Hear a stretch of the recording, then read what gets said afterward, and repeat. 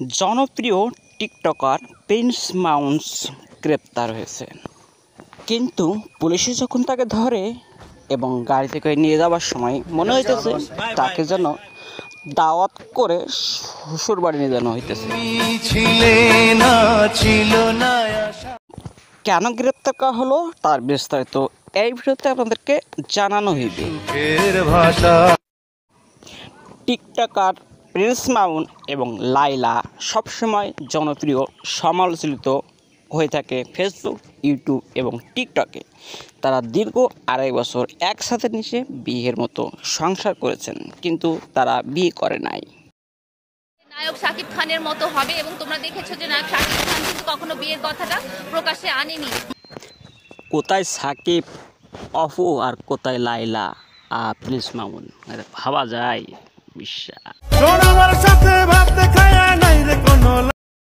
লাইলারে আগেই বলে দিছে, লাইলা তোর এলকি ভাব দেখাইয়া আমার লগে লাভ নাই, তোর আছে 2টা মাইয়া আর আমি অবহিতা।